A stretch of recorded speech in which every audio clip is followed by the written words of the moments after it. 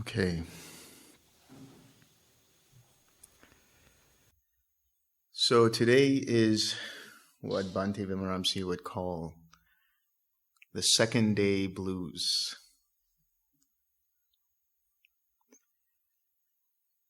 You are now getting in touch with the hindrances, most probably sloth and torpor, dullness of mind, restlessness, doubt, maybe some craving, maybe some aversion. So today we're going to be discussing how do you deal with these teachers, with these friends of ours. And I'm going to be reading from a sutta that is from the Majjhima Nikaya 107. It's called Ganaka Moggallana Sutta, to Ganaka Moggallana. And this sutta actually is a summary of the entire path from beginning to end.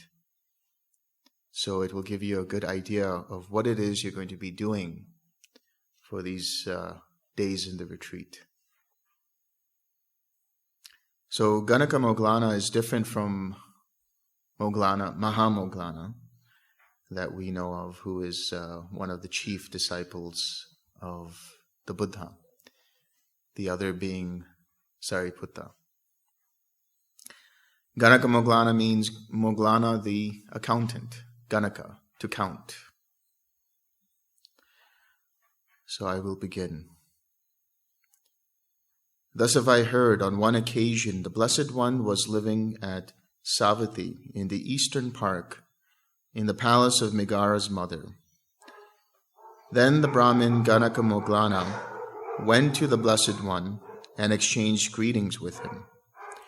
When this courteous and amiable talk was finished, he sat down at one side and said to the Blessed One, Master Gautama, in this palace of Megara's mother, there can be seen gradual training, gradual practice, and gradual progress.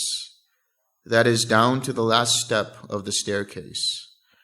Among these Brahmins too, there can be seen gradual training, gradual practice, and gradual progress. That is in study. Among archers too, there can be seen gradual training, gradual practice, and gradual progress. That is in archery. And also among accountants like us, who earn our living by accountancy, there can be seen gradual training, gradual practice, and gradual progress. That is in computation. For when we get an apprentice, first we make him count 1 1, 2 2s, 3 3s, 4 4s, 5 5s, 6 6s, 7 7s, 8 8s, 9 9s, 10 10s, and we make him count 100 too. Now, is it also possible, Master Gautama, to describe gradual training, gradual practice, and gradual progress in this Dhamma and discipline? It is possible, Brahman, to describe gradual training, gradual practice, and gradual progress in this Dhamma and discipline. Just as, Brahman, when a clever horse trainer obtains a fine, thoroughbred colt, he first makes him get used to wearing the bit, and afterwards trains him further.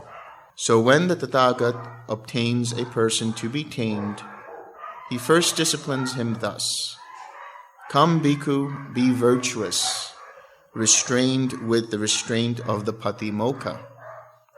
Be perfect in conduct and resort, and seeing fear in the slightest fault, train by undertaking the training precepts. So here the Buddha is describing what he would do first if somebody were to be introduced to the Dhamma and were to then take higher ordination as a bhikkhu or a bhikkhuni. And so there he would tell them to follow the patimokkha. In the case of bhikkhus, they have 227 precepts. In the case of bhikkhunis, they have 311 precepts. Here you guys are following 5 or 8 precepts. Pretty simple. Pretty easy to follow for 10 days. So the precepts, sila, that's the foundation of the practice. Get your conduct in order and everything else will fall into place. Dependent upon sila, you have a mind that is ripe for samadhi. And then dependent upon that, your mind can experience panya. That is to say, when you have right conduct, when you follow the precepts, your mind becomes calm and collected naturally. And because your mind becomes calm and collected naturally, it then experiences insights into the nature of reality, into the nature of existence, into the nature of what is self and what is not self, and so on and so forth. So let's say we talk about the 5 basic precepts. There is another reason why we should follow the precepts, and that is to understand how to deal with hindrances. Later on in this talk, I will explain the interconnection between keeping the precepts and the 5 hindrances that you will deal with and you have been dealing with in your meditation. Just to review, what are the 5 precepts? The first precept is to abstain from killing and harming living beings. The second precept is to abstain from taking what is not given. The third precept is to abstain from sexual and sensual misconduct. The fourth precept is to abstain from false speech, gossip, slander, and so on. And the fifth precept is to abstain from indulging in intoxicants that dull the mind. And so he says, when Brahmin, the bhikkhu, is virtuous and seeing fear in the slightest fault, trains by undertaking the training precepts, then the Tathagat disciplines him further. Come, bhikkhu, guard the doors of your sense faculties. On seeing a form with the eye, do not grasp at its signs and features, since if you were to leave the eye faculty unguarded, evil, unwholesome states of covetousness and grief might invade you. Practice the way of its restraint. Guard the eye faculty. Undertake the restraint of the eye faculty. On hearing a sound with the ear, on smelling an odor with the nose, on tasting a flavor with the tongue, on touching a tangible with the body, on cognizing a mind object with the mind. Do not grasp at their signs and features, since if you were to leave these sense faculties unguarded, evil, unwholesome states might invade you. Practice the way of their restraint. Guard the sense faculties. Undertake the restraint of the sense faculties. When we talk about restraint, that comes from the word samvara. Now, restraint here sometimes can give the connotation that we need to control our senses. But there is no controller here. You cannot control what it is that you see, what it is that you hear in that moment. But what you can deal with are your reactions to what it is that you're experiencing. As we'll get deeper into this, you'll realize that you can't actually 6R a Vedana. You cannot 6R a feeling away. But in relation to that feeling, what is that reaction that you have? Is it rooted in covetousness and grief, in evil, unwholesome states? In other words, the 5 hindrances, in greed, in hatred, in delusion, in craving, aversion, doubt, restlessness, sloth and torpor. So, how do you deal with the sense faculties? How do you restrain them? Not in terms of controlling them. You deal with them in understanding how they arise and how they pass away. And that is dependent upon clarity of mind. And you gain that clarity of mind every time you use the 6 R's. Right now you hear the dogs barking. Where is your attention? Is it on the dogs barking? Are you thinking about that? Or are you listening to this talk? Pay attention to where your mind goes in relation to the sense faculties and in relation to the mind itself, because the mind has a tendency to get carried away with itself through its many thoughts. So the way to restrain them is through right effort. And that right effort is made up of the 4-fold right efforts that we talked about yesterday. Preventing unarisen, unwholesome states from arising, then abandoning the arisen, unwholesome states, generating wholesome states of mind, and maintaining those wholesome states of mind. Every time you use the 6 R's, you are fulfilling these right efforts. When you recognize that there is a distraction, when you recognize your reaction in relation to that distraction. Now, this is what's key to understand. You're not 6 R'ing the hindrance away. You're 6 R'ing your reaction to the hindrance. The hindrance that arises, whether that's craving, whether that's aversion, whether that's doubt, whether that's sloth and torpor, whether that's restlessness, you can't control whether that comes or not. It arises because of certain causes and conditions, which we'll talk about in a little bit. But when they arise, you can't push them away. You can try your best to push them away and you suppress them. And maybe you're successful for some time. But just like when you would take a beach ball and submerge it underwater and you let go of it, it bounces right back up. The same way, when you suppress the hindrances, they will arise in full flurry. So when you recognize that you are distracted, you immediately prevent any unarisen, unwholesome states from further arising. Because it's your lack of attention that is fueling the arising of these unwholesome states. And as soon as you recognize that whole momentum that was going to arise stops right there. When you release your attention from that distraction, bringing it back to the mind and body, you are abandoning the already arisen unwholesome state of mind. Because now you have seen it and you've let go of it and you're here now in the present moment, anchored by your mind and body. When you relax, you also further let go of any of that tightness and tension associated with the craving, associated with the identification with that hindrance. When you come back to your smile, you generate a wholesome state of mind. And then when you return back to your object of meditation, you keep that wholesome state of mind going. And in this way, you fulfill the 4 right efforts. So when you want to restrain the sense faculties, it's not about controlling them. Sure, you can close your eyes and stop the field of vision.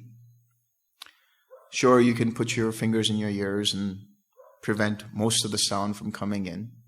Sure, you can close your nostrils and prevent any kind of smells from coming in. But I don't think that's what the Buddha talked about when he said controlling sense faculties. It is your mind and how you respond in relation to their experiences. So if you see that your mind is getting carried away by them, then what do? You 6R. You recognize the distraction, release the attention from that distraction, relax the tightness and tension, Come back to the smile. Be aware if you're smiling or not. If you're smiling, good. If you're not, bring back the smile. Come back to your object of meditation and continue. And repeat whenever you get distracted again.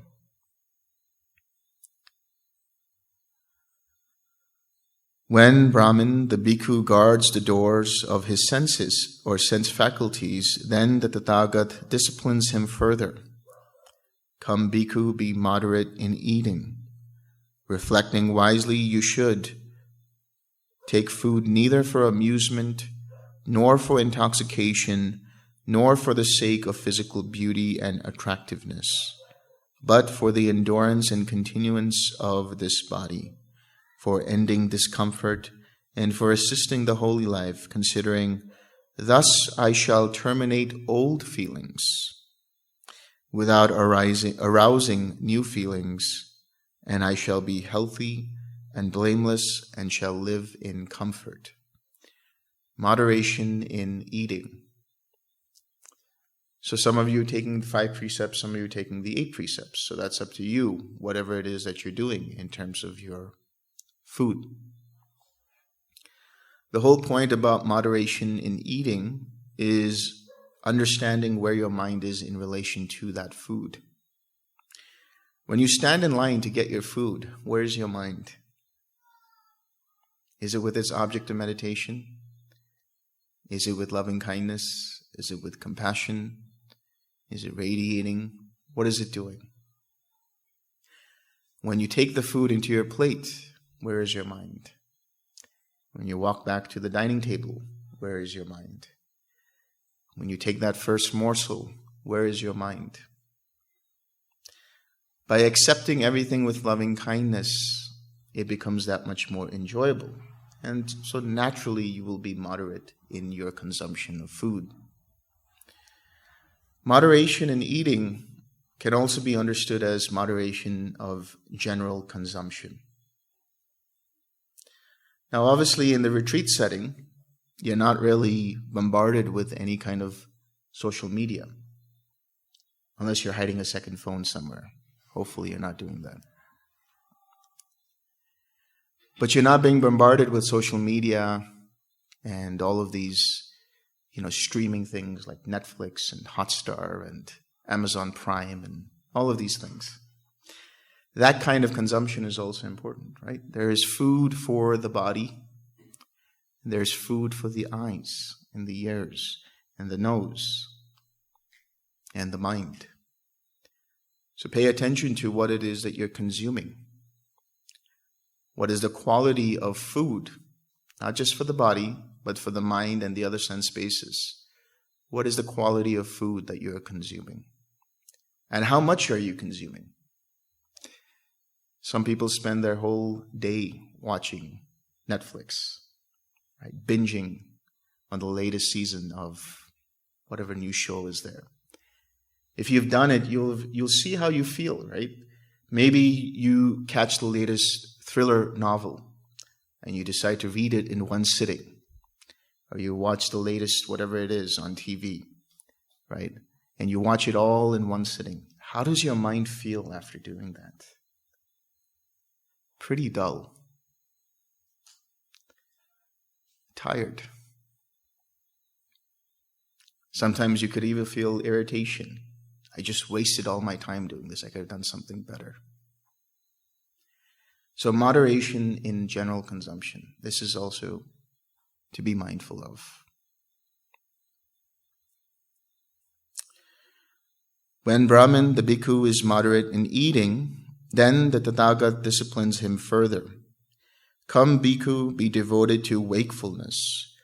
During the day, while walking back and forth and sitting, purify your mind of obstructive states. In the first watch of the night, while walking back and forth and sitting, purify your mind of obstructive states. In the middle watch of the night, you should lie down on the right side in the lion's pose with one foot overlapping the other, mindful and fully aware, after noting in your mind the time for rising. After rising in the third watch of the night, while walking back and forth and sitting, Purify your mind of obstructive states. So the general instruction here is about wakefulness. Obviously, everybody has their own sleep pattern, their own sleep schedule. You have to see what works for you. Some people have night shifts. Some people have morning shifts. Some people have evening shifts, whatever it might be. Adapt accordingly. Make sure you have enough sleep. I encourage naps on this retreat. So if you feel tired and you're not able to deal with the sloth and torpor, take a 15-minute nap. Not more than 20 minutes. If you take more than 20 minutes, then your mind starts to get into other cycles of sleep, and you will feel groggy after that. So 15 to 20 minutes at most. So notice what the Buddha says here. He says, walking back and forth and sitting, he purifies his mind of obstructive states. Purifies the mind of obstructive states. What are obstructive states? Hindrances. How do you purify your mind of obstructive states? The 6 R's. So, while walking back and forth, where is your mind? What are you doing with your mind? Are you staying with the feeling of loving kindness? Are you staying with your spiritual friend? If you're radiating, are you staying with radiating whatever Brahmavihara it might be? When you're sitting, where is your mind? This is true wakefulness, to be able to recognize where your mind is. This is that metacognition that I mentioned yesterday. And then it also says, while he sleeps, before he sleeps, he notes the time for rising. This is also something I instructed yesterday, suggested that you do. And you can find out for yourself how successful you were. Eventually, you will be able to meet every time you determine that I will wake up at this particular time. You'll do it. You'll eventually say, I'll sleep for 15 minutes. I'll take a nap for 15 minutes or 20 minutes. And right at the 15 or 20 minute mark, your eyes open up. That's because your mind becomes more and more purified. Your intentions become more and more purified and are more effective in their realization. So the wakefulness here is to be aware of where your mind is at all times. Eventually, at some point, it will be so wakeful that you'll be able to understand where your mind is, even in the stages of sleep. But that is dependent upon consistent and constant practice. When Brahmin, the bhikkhu, is devoted to wakefulness, then the Tathagata disciplines him further. Come, bhikkhu, be possessed of mindfulness and full awareness. Act in full awareness when going forward and returning. Act in full awareness when looking ahead and looking away. Act in full awareness when flexing and extending your limbs. Act in full awareness when wearing your robes and carrying your outer robe and bowl.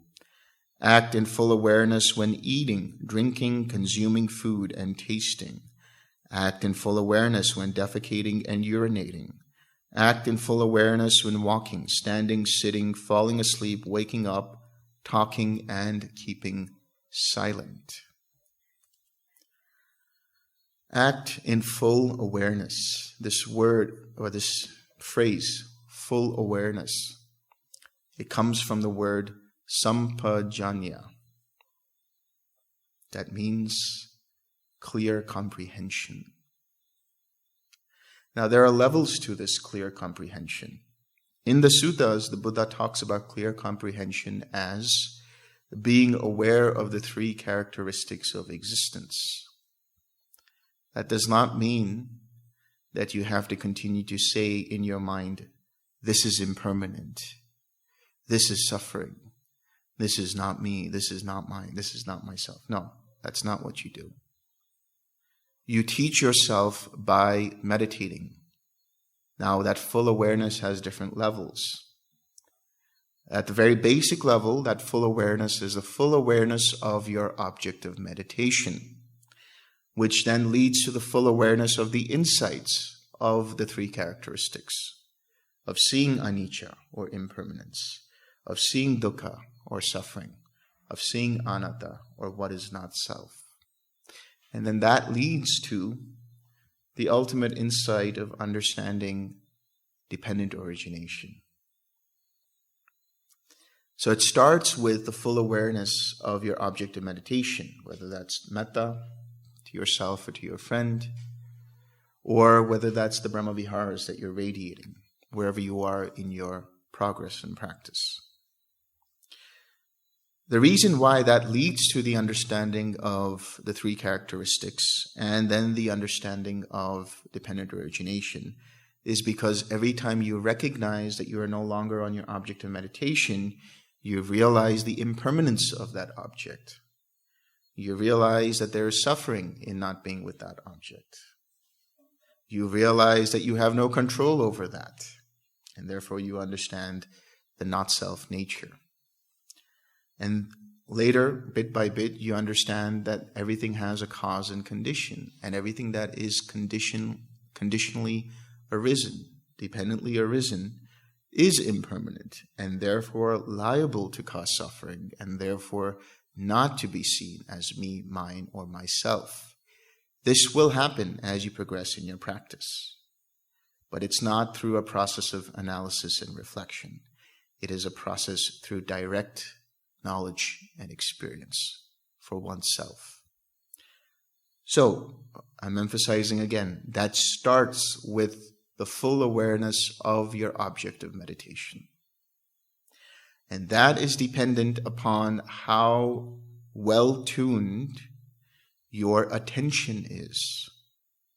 Whether you have yoniso manasikara or you have ayoniso manasikara.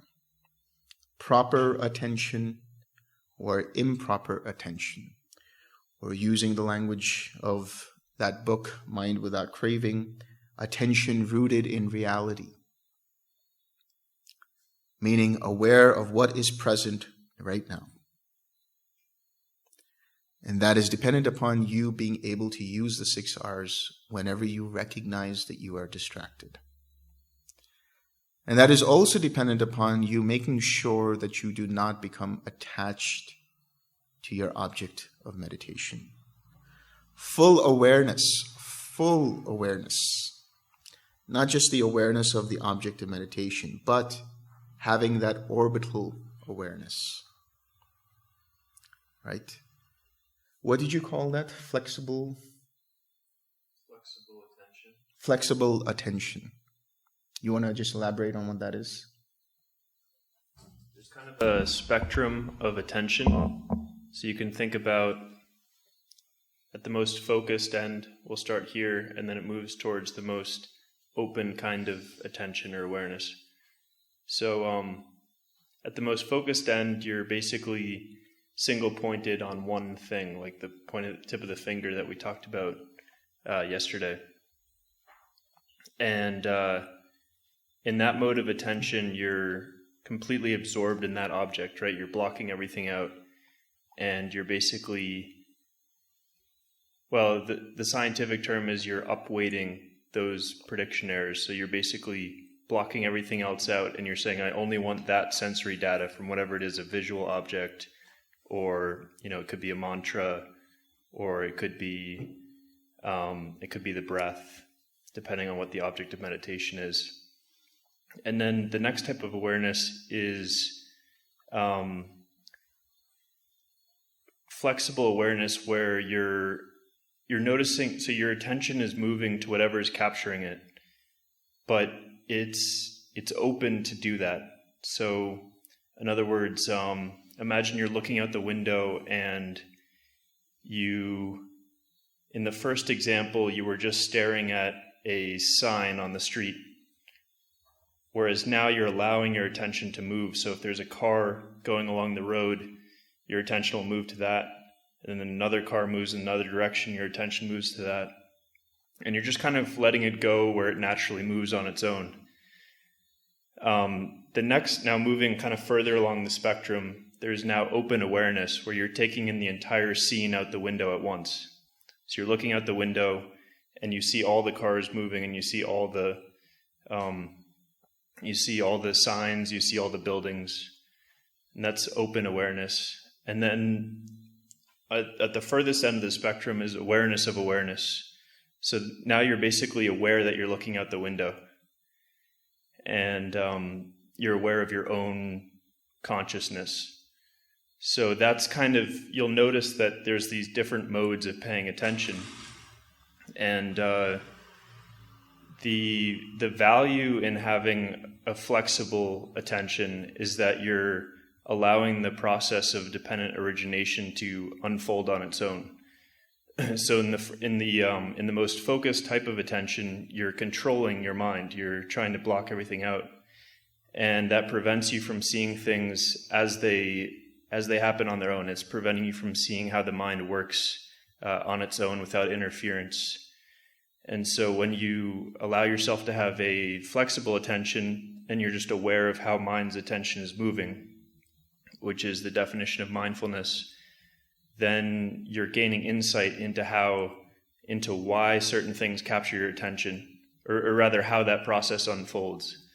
And that is the process of dependent origination that we'll go into more as the retreat unfolds. But you're just allowing yourself to see for yourself, all right, my mind is here, with the food in my mouth, but now in the next moment, it's shifting to listening to the sound of the birds, and you're just watching how that happens, and there's nobody in control of it. It's just happening on its own. Yeah.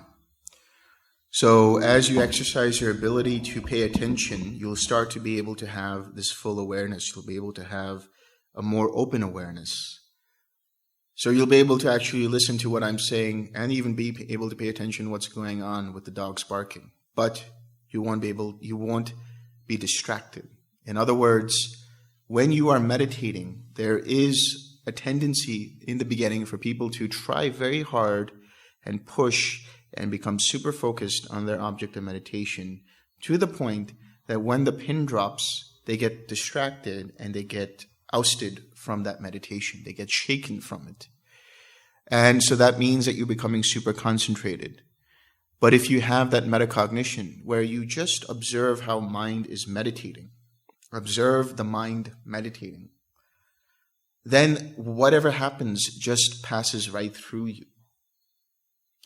Whether it's the dogs barking, whether it's the birds chirping, whether it's somebody opening the door, whether it's somebody closing the door, whether it's somebody sneezing, coughing, somebody, is yawning very loudly, whatever it is, it just passes through the mind. It's just taken in as being arising based on causes and conditions. But your mind remains aware, staying with the object, orbiting around the object of meditation. And everything else in between is also seen. But that's no big deal. That's why I said, when you are meditating, you will have background thoughts, right? Thoughts in the background. That's okay. As long as you're staying with your object of meditation, that's fine. They will disappear on their own because they have lack of fuel, and that fuel is your attention. Your attention is key here. How do you pay attention? What do you pay attention to? And what is the degree of that attention? For an effective meditation, your attention should be flexible. Your attention should be able to move from one thing to the other very flexibly. And that flexibility is exercised and stretched through the process of using right effort, through the 6 R's. When Brahmin, the bhikkhu, possesses mindfulness and full awareness, then the Tathagata disciplines him further. Come, bhikkhu, resort to a secluded resting place, the forest, the root of a tree, a mountain, a ravine, a hillside cave, a charnel ground, a jungle thicket, an open space, a heap of straw, Deer Park Institute. He resorts to a secluded resting place. On returning from his alms round, after his meal, He sits down, folding his legs crosswise, setting his body erect, and establishing mindfulness before him. What does that mean? Establishing mindfulness before him. Sometimes this has been interpreted as paying attention to what's in front of you. But really, it's just observing where your mind is in that moment. Understanding what the quality of your mind is. Is the mind constricted and tight? Is the mind loose and open? Where is your attention in that moment? If your attention is constricted, relax your attention. If your attention is too loose, start to bring in a little bit more focus. And then pay attention to where your intentions reside. For the more advanced practitioners, I will say that you can just sit down and observe where the intention is. Does it want to radiate loving kindness? Does it want to radiate compassion? Does it want to radiate equanimity? Or does it want to radiate joy? Or does it just want to stay in quiet mind? Observe the intention and allow the mind then to follow that intention and just observe how the mind does it. So, establishing mindfulness before you. Just sit down and have that attitude, right, of let's see how this meditation goes. No expectations. Expectations are another word for craving. What are expectations, you said? Expectations are dukkha under construction. It's one way to think about them. And expectations are not meant to be met. Every time you have an expectation, either it's better than you expected or it's worse than you expected. It's rarely exactly what you expected. So let go of all expectations. Just be open and let the mind just do its thing. Treat the meditation like going to a movie theater, looking forward to seeing the movie. Watch what happens. Everything is fresh. Everything is new. Whatever arises, just observe it. Let it go if it distracts you and stay with your object of meditation.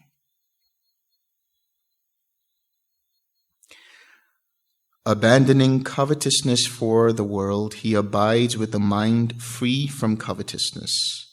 He purifies his mind from covetousness. Abandoning ill will and hatred, he abides with the mind free from ill will, compassionate for the welfare of all living beings. He purifies his mind from ill will and hatred. Abandoning sloth and torpor, he abides free from sloth and torpor, percipient of light, mindful and fully aware. He purifies his mind from sloth and torpor. Abandoning restlessness and remorse, he abides unagitated with a mind inwardly peaceful. He purifies his mind from restlessness and remorse. Abandoning doubt, he abides having gone beyond doubt, unperplexed about wholesome states. He purifies his mind from doubt. He is talking about the 5 hindrances here. Now, we're going to go a little more into detail about these hindrances and some of the antidotes that you can use for the hindrances. First of all, let's understand some of the causes and conditions for these hindrances. What I posit is that one of the things, or the way these hindrances arise, is because at some point you broke a precept.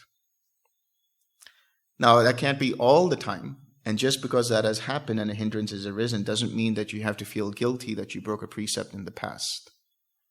It's just being aware, okay, that was your intention before, now you can purify your intention. So the way to understand it is, when you indulge in breaking the first precept of harming and killing living beings, what kind of intention do you have there? There is an intention of ill will. There's an intention of aversion. And so, thereby, it strengthens the hindrance of ill will and aversion. When you break the precept of taking what is not given, now that doesn't just mean stealing possessions. The way I would explain taking what is not given is taking another person's time more than that they have allotted for you. Taking credit where credit is not due. Expecting credit where credit is not due. Taking attention away from someone when attention is due to them. These are different ways of taking what is not given. And what kind of mind or mindset indulges in that? A mind that is restless. And so the more you indulge in that, the more you strengthen the hindrance of restlessness. Breaking the third precept of sexual or sensual misconduct. Now, sexual misconduct here for the lay community is different than from the monastics. Obviously, monastics are celibate in the Theravada tradition and so on. But for the lay community, it's about being respectful to your life partner or partners, whoever they might be, whatever kind of relationship you have, whether it's a couple or a throuple or whatever it might be, being committed to them and not cheating on them. That's the understanding of not breaking the precept of sexual misconduct. Sensual misconduct, becoming so enamored by sensual experience that it causes you to break other precepts in the pursuit of that sensual desire. The intention behind that is sensual craving. So the more you indulge in that, the more you strengthen the hindrance of sensual craving. When you break the fourth precept of lying, gossiping, slandering, you cause doubt in yourself and in others. You think to yourself, if I can lie to others, others can lie to me. And you start doubting others. You start doubting yourself, and that translates into you doubting the practice, doubting your capabilities and capacities for the practice. Am I doing this right? I don't know if I heard that correctly. Am I staying with my object of meditation? Where am I in my meditation? All of these things are manifestations of doubt. But here also the hindrance of doubt in particular, there is the fetter of doubt, which is the doubt of, or doubt in the Buddha, Dhamma, and Sangha. But the fetter of doubt is being perplexed about what is wholesome and unwholesome. So what is wholesome and what is unwholesome? How do you recognize what is wholesome and how do you recognize what is unwholesome? Anything that causes tightness and tension in the mind and body, and anything that causes you and another harm is unwholesome. But anything that creates openness and spaciousness in the mind, and anything that is beneficial for you and for the other, does not cause harm for you or for the other, that is wholesome. So, when you keep lying, when you indulge in gossip, what is gossip? You talk about another person behind their back. How do you know if you're gossiping about another person? If what you are going to say about that person when they are not in the room, if you can say that same thing about that person while they are in that room, then you're okay. But if you know if what you're going to say will hurt that person if they were in the room, then you're indulging in gossip and slander. So the more you indulge in that, the more doubt arises. And finally, indulging in intoxicants that dull the mind. That leads to sloth and torpor. Indulgence or overindulgence in anything. Going back to consumption of media, consumption of anything. Overconsumption of that, overindulgence in that causes a mind that's dull and tired. So the more you do that, the more sloth and torpor arises. And obviously, like I said, there are other causes and conditions. For example, if you have too much coffee in the morning, you'll feel anxious and you'll have restlessness. If you haven't had enough sleep, you'll have dullness of mind and you'll feel tired, and so on. But what I am saying here is that there is a karmic understanding behind why the hindrances arise or how the hindrances arise. And they can be karmically understood as at some point in your life or in your past lives, you broke a precept. Now, how do you deal with the hindrances? You deal with them using the 6 R's, right? The 6 R's. But the Buddha also talked about the 7 enlightenment factors, 7 awakening factors. These are mindfulness, investigation of states, energy, joy, tranquility, collectedness, and equanimity. These are the antidotes for the different hindrances. For example, when we talk about sensual craving, what could be an antidote for sensual craving? The joy you feel mentally. Because the more you feel joyful, that's the whole thing about jhanas, that's the whole thing about supramundane states. You replace one type of joy for a higher kind of pleasure. So you replace sensual pleasure with mental pleasure, which is conceived through the practice of jhanas. So the joy that you feel, the piti, that is the factor of the first and second jhana, that can be utilized as an antidote for sensual craving.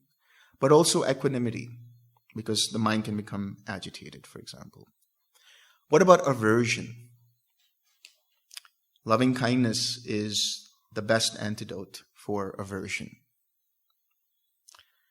But you can also use equanimity again. What about sloth and torpor?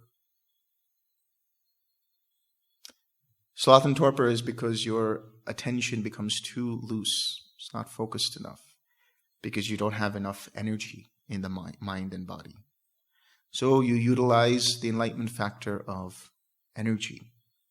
And that is predicated upon using the 6 R's, right effort, which balances that energy. And then we have restlessness. What about restlessness? Restlessness means that the mind is pushing too much. Means the mind is trying too hard. And you can see that when there's a certain kind of ring of tension around the head. And also lots of thoughts and lots of ideas manifesting in the mind. So the antidote for restlessness would be tranquility. Relax the mind. Pull your attention back a little bit. What about doubt? How do you let go of doubt? It's known as investigation of states. The antidote for that is investigation of states. Dhamma vichaya. So Dhamma vichaya doesn't mean that you need to intentionally analyze and reflect on what's going on. Insofar as understanding your mind is distracted and unwholesome is enough. And then bringing it back using the 6 R's. Is there any other hindrance I'm missing?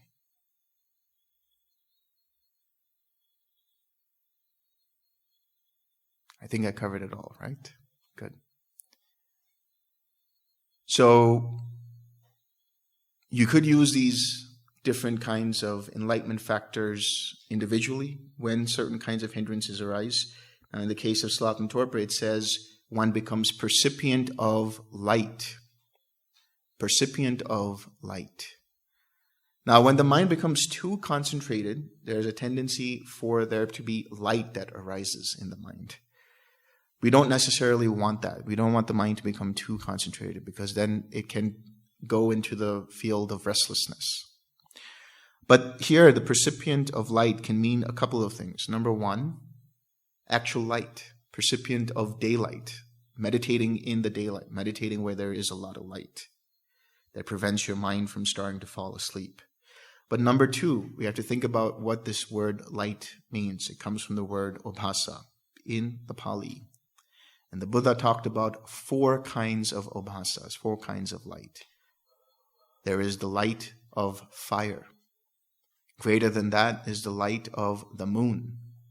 Greater than that is the light of the sun. And greater than that is the light of insight. So the light that we're talking about here is, we can use these different kinds of light, but the light of insight, which is dependent upon Dhamma Vichaya, investigating into what states are present and not present in the mind. But to simplify all of this and make it easy for you, I will say that the 6 R's already balance and activate the enlightenment factors automatically.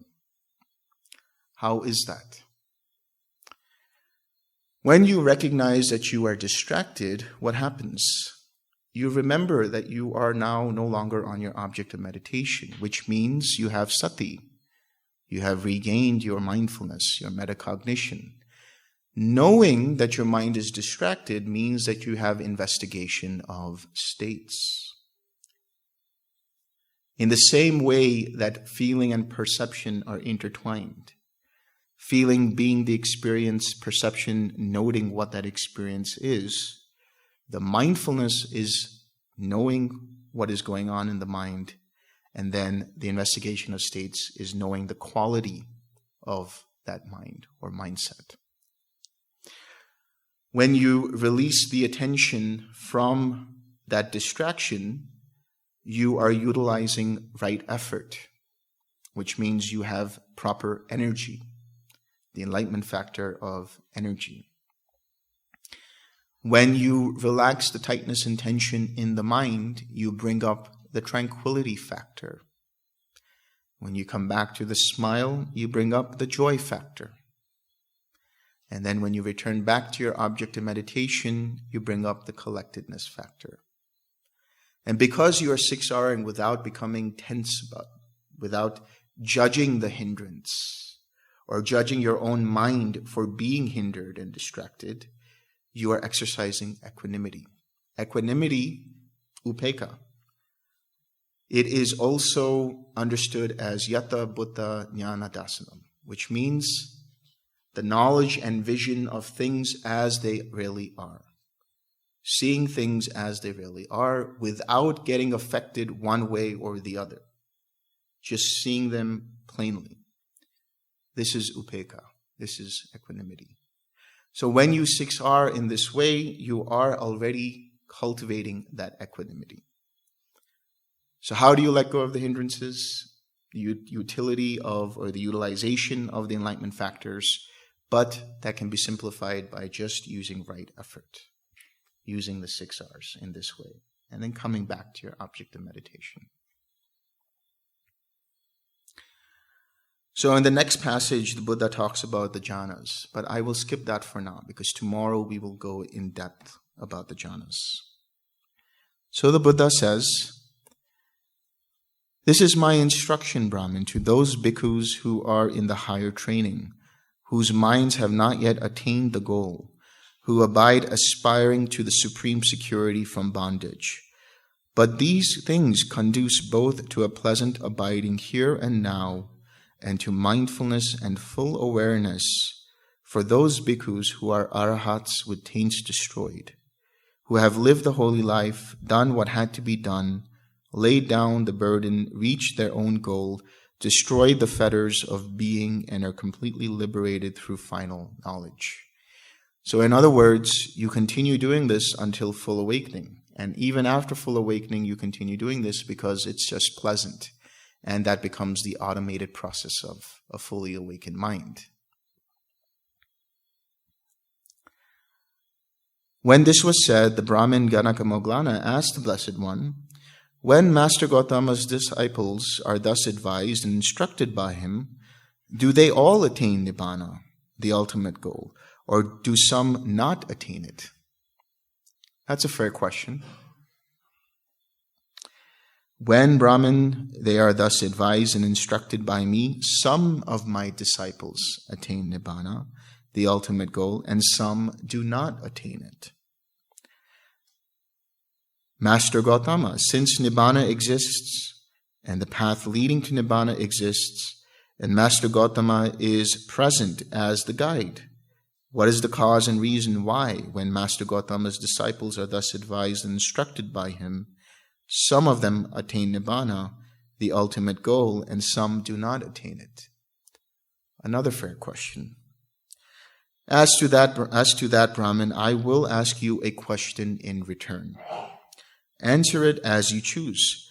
What do you think, Brahmin? Are you familiar with the road leading to Rajagaha? Yes, Master Gautama, I am familiar with the road leading to Rajagaha. What do you think, Brahmin? Suppose a man who wanted to go to Rajagaha, and he approached you and said, Venerable Sir, I want to go to Rajagaha. Show me the road to Rajagaha. Then you told him, Now, good man, this road goes to Rajagaha. Follow it for a while and you will see a certain village. Go a little further and you will see a certain town. Go a little further and you will see Rajagaha, having its lovely parks, groves, meadows, and ponds. Then, having been thus advised and instructed by you, he would take a wrong road and would go to the west. Then a second man came who wanted to go to Rajagaha, and he approached you and said, Venerable Sir, I want to go to Rajagaha. Show me the road to Rajagaha. Then you told him, Now, good man, this road goes to Rajagaha. Follow it for a while, and you will see Rajagaha with its lovely parks, groves, meadows, and ponds. Then, having been advised and instructed by you, he would arrive safely in Rajagaha. Now, Brahmin, since Rajagaha exists, and the path leading to Rajagaha exists, and you are present as the guide, what is the cause and reason why, when those men have been instructed and advised by you, one man takes a wrong road and goes to the west, and one arrives safely in Rajagaha? What can I say about that, Master Gautama? I am one who shows the way. So too, Brahmin, Nibbana exists, and the path leading to Nibbana exists, and I am present as the guide. Yet when my disciples have been thus advised and instructed by me, some of them attain Nibbana, the ultimate goal, and some do not attain it. What can I do about that, Brahmin? The Tathagat is one who shows the way. In other words, we can give you all of the instructions. We can tell you this is the path. We can give you the ins and outs of the instruction. But you have to walk the path. You have to apply the instructions and see for yourself.